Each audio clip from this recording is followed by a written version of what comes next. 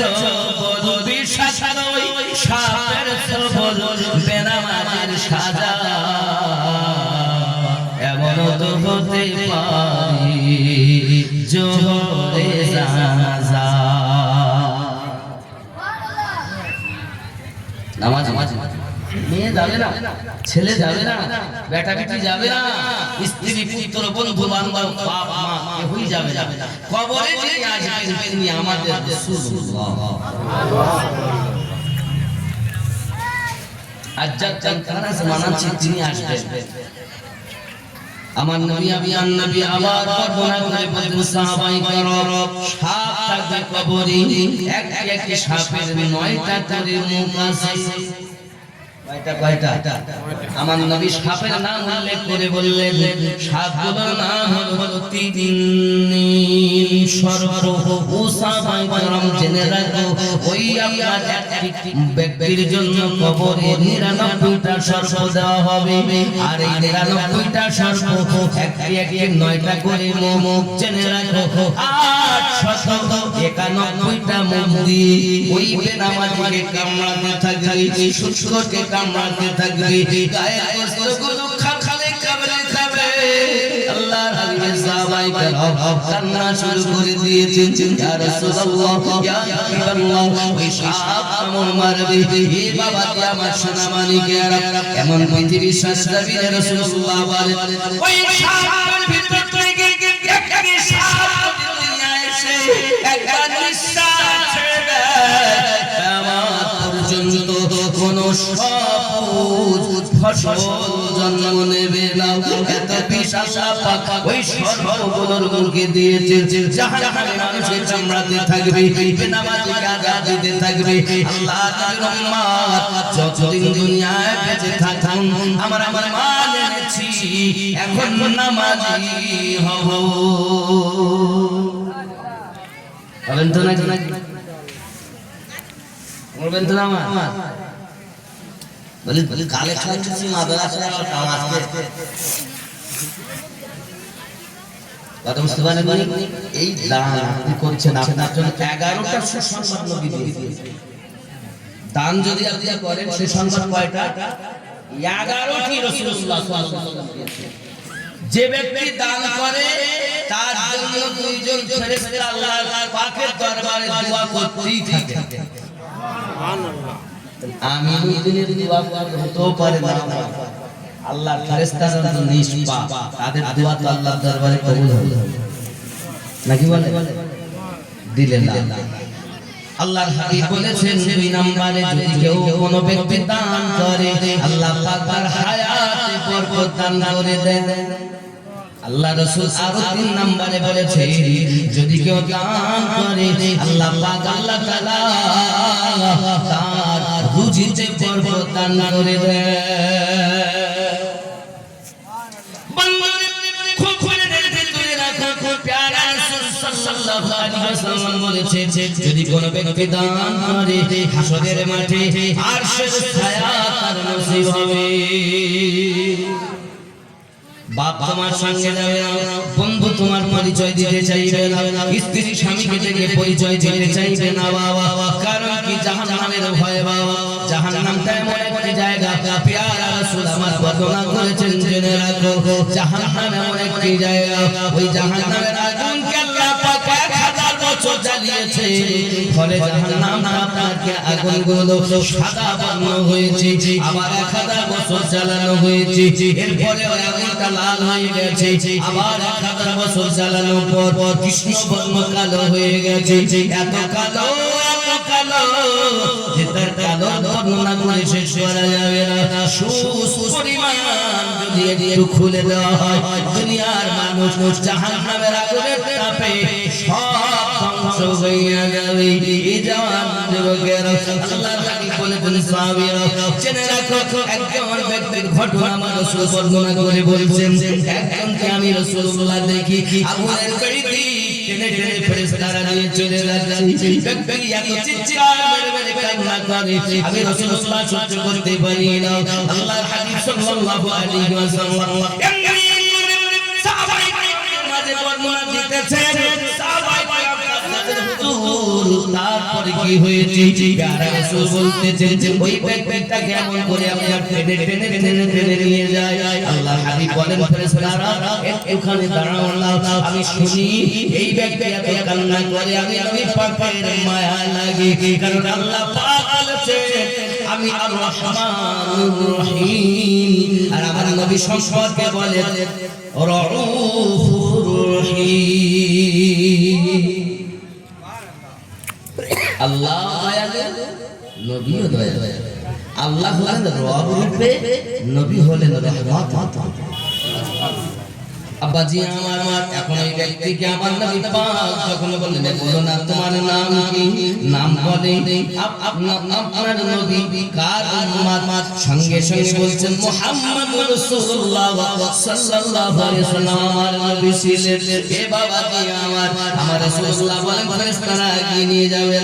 দাঁড়াও আমি আগে নবী নিজে চোখে দেখব প্যারা রাসূলুল্লাহ ফেরেশতাদেরকে আবার ঘুরিয়ে নিয়ে যাবেন মিজানের পাল্লাতে তার নেকি ওজন হতে লেগেছে বাবা প্যারা রাসূল সাল্লাল্লাহু আলাইহি ওয়াসাল্লাম একটি কাগজের টুকরা জাহান্নামে মিজানের পাল্লাতে দিয়েছেন সঙ্গে সঙ্গে মিজানের নেকির পাল্লাটা ভারী হয়ে গেছে ইয়া মুস্তাফা ऐसी बस गई सीने जिस्म हो गई अपना दिल तो गई मदीने में खौफ न हुआ गम न दिया नाम मुस्तफा लिखे कर डाल दो सफीने में রাসূল বলেন মিজানের পাল্লার কাছে নিয়ে যাওয়ার পর মিজানের পাল্লাতে নাকি যদি ওজন হয় নাকি পাল্লা ভারী হঠাৎ একটা কাগজ আমার নবী পাক দিয়ে দিলেন ফেরেশতারা বলেন আল্লাহ আপনি ঘোষণা দিয়েছেন তাকে জাহান্নামে নিয়ে যেতে কিন্তু এখন তাকে তো জান্নাতি বানাতে হয় আল্লাহ পাক বলেন আমার ফেরেশতারা আমার হাবিবের ফেরেশতারা এক মিনিট আগে জাহান্নামীকে আমি আল্লাহ জান্নাতি ডিক্লার দিয়ে দিলাম বাপজি আমার আগুনের বেড়িটা দেওয়ার পরে তার মাথা মগজগুলো টকটক করে নাক দিয়ে ফুটছে এই জন্য আমার জাহান্নামের আগুনের মত এই জাহান্নাম থেকে বাঁচার জন্য আমাদেরকে নামাজ পড়তে হবে বাবা হাসরের মাঠে প্রথম প্রশ্ন হবে নামাজের আর কবরে প্রশ্ন হবে আপনার আমার জন্য বলো তোমার নবীকে অন্য কিতাবে তিনটি প্রশ্ন এই ব্যক্তি সম্পর্কে তোমার ধারণা কি যার নাম মুহাম্মদুর রাসূলুল্লাহ সাল্লাল্লাহু আলাইহি ওয়াসাল্লাম কি ধারণা ছিল তোমার দুনিয়াতে থাকতে এখন আমরা তাজদারে দো আলম কান খরাস দিয়েছি কবরে প্রথম প্রশ্নই হলো বলো দুনিয়ায় তোমার ধারণা কি ছিল তাকুলু কি ধারণা রাখতে যদি বললে ওই জিবরাইল আলাইহিস সালাম তাই নবী জানতেন কাছে নবী জানতেন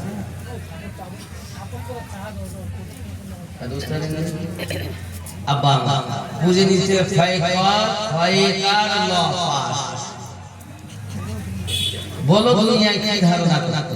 তো নবী যদি জানতেন তাহলে উহুদের মাঠে কে কিয়ামত অঙ্গন শহীদ করলেন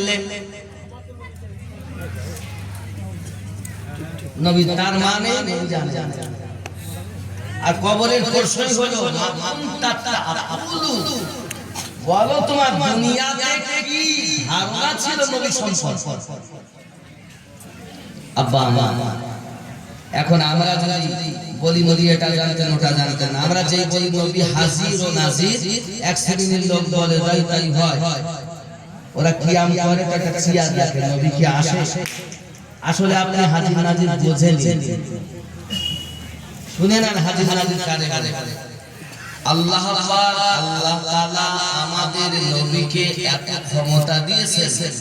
রাসূল পাক সাল্লাল্লাহু আলাইহি ওয়াসাল্লামের হাতের তালু মুবারাকার ভিতরে 18000 মাখলুকাত দেখতেছেন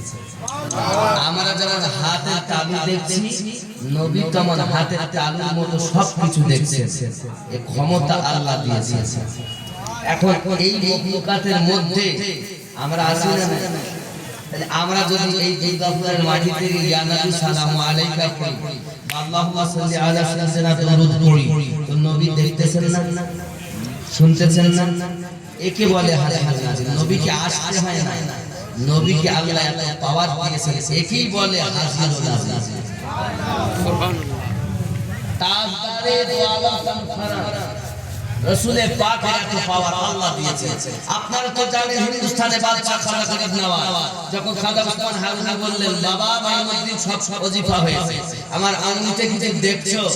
হুজুর আমি সাত আসমান আপনার আঙ্গুলির মধ্যে দেখতে পাচ্ছি। সুবহানাল্লাহ।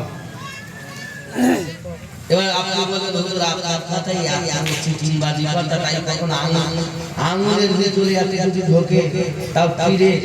মেনে নেব। তাহলে দলিল দেওয়া লাগবে, দলিল দেওয়া লাগবে কি লাগবে? দলিল দিলে মানবেন তো? মানবেন না? মানবেন না? অনেকে দেখি গাদা লাগবে, তাজদারে দেওয়া আলম ফারাজ দিয়েছে, তখন তাজদারের কথা তো বলতেই হবে। চাষ করেছেন ধান, কেন তো গম হবে না? চাষ করেছেন ধান, গম হবে? দিয়েছেন নবী তাজদারে দো আলম। আল্লাহ পাক বলেন আলামিন, আমরা বলি দো আলম, দো আলম কি আলামিনে আল্লাহ ছেড়েছেন, আমরা সংক্ষিপ্ত তো ছেড়েছি। তাজদারে দো আলম, যিনি দোজাহানের তাজদার, দোজাহানের সবথেকে পাওয়ারওয়ালা পয়গম্বর, যার হাতে তালুতে 18,000 মুকাত, 80,000 আলম, তিনি আমাদের নবী। সুবহানাল্লাহ। নারায়ে সালাম, ইয়া রাসূলুল্লাহ, নারায়ে হায়দারি, নারায়ে দো আলম কাল ফরাজ, নারায়ে তাকবীর, নারায়ে সালাম, ইয়া রাসূল। আমি জীবনী গাই, দলিল কম দেই, তবে আপনি মনে করবেন না যে আহলে সুন্নাত ওয়াল জামাতের কাছে দলিল নেই, দলিল আছে, কিন্তু আমরা দলিল দিয়ে নবীকে এস্টাবলিশ করতে চাই, আমরা দিল দিয়ে নবীকে চেনাতে চাই। সুবহানাল্লাহ। কথা বুঝতে পেরেছেন? দিল দিয়ে চেনাতে চাই। কেন? সাহাবায়ে কেরাম তাই চাইছে। আপনি এখন ফেসবুক আর ইউটিউব দেখে দেখে আপনি শেষ হয়ে গেছেন, নামাজ পড়তেছেন, মাল নাই। যদি বলেন হুজুর আপনি কি করে বলছেন, দেখুন আমাদের কলবে রোগ হলো, আমরা যখন একবার হারাম খাই